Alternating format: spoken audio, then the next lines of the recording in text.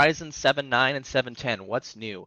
The direction for 7.10 is going to be a new ESB release. It's that extended service branch. Going forward for the rest of this year and into next, 7.10 is going to have 3 to 5 year service branch support for the long term.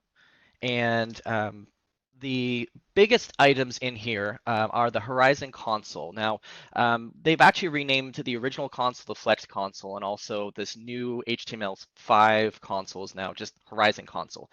There's essentially going to be feature parity on both, besides a couple key items: your security management and your thin app management. The nice thing about the HTML5 is that as security server management and thin app kind of moves away, we're going to see that feature parity with vSphere HTML5 as well, and everything's going to kind of be integrated together. Another really awesome feature, instant clones obviously has been pushed for the past 2 or 3 years now, but there's essentially feature parity with link clones.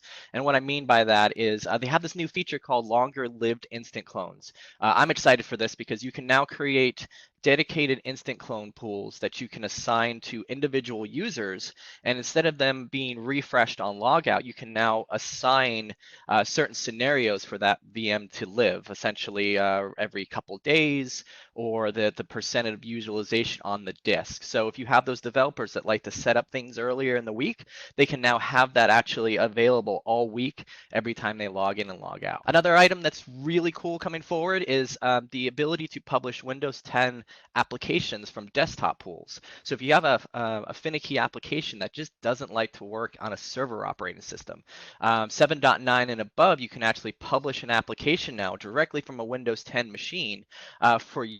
This includes your standard Win32 applications and your UWP applications that may be developed within Windows 10. A large announcement that was covered in multiple sessions this year was the new optimization patch for MS Teams and Zoom.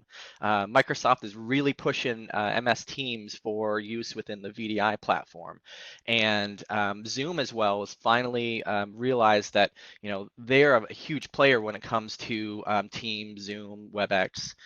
And so they've actually got an optimization pack now available for use in beta. And then also I've heard through Zoom representatives that they are actually now creating a Linux beta client for the Zoom optimization. So it's a beta of a beta, but that'll be great for your iGels, for your HPs, and your 10-zig thin clients. Another really nice feature is the real-time audio and video enhancements. These are specifically to be able to support your multiple devices. This your headsets and your cameras.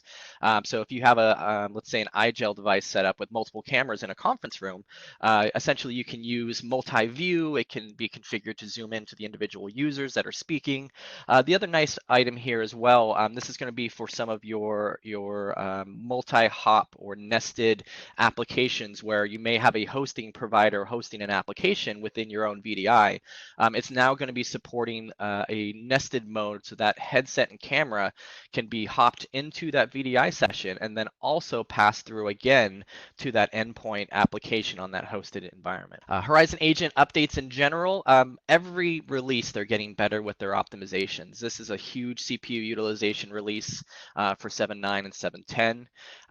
The nice key feature now with the server operating system, so your 2012, 16, and 19s, is they've added additional step for the RDS role to be installed. So you used to have to go in and pre-configure the operating system for use with the agent. Now it's finally added that last little bit for the recommended items to do that for you. Windows support, Windows 10 1909, so they're on the cusp. As soon as a new operating system release for Windows 10 is pushed, they're supporting it right out of the gate.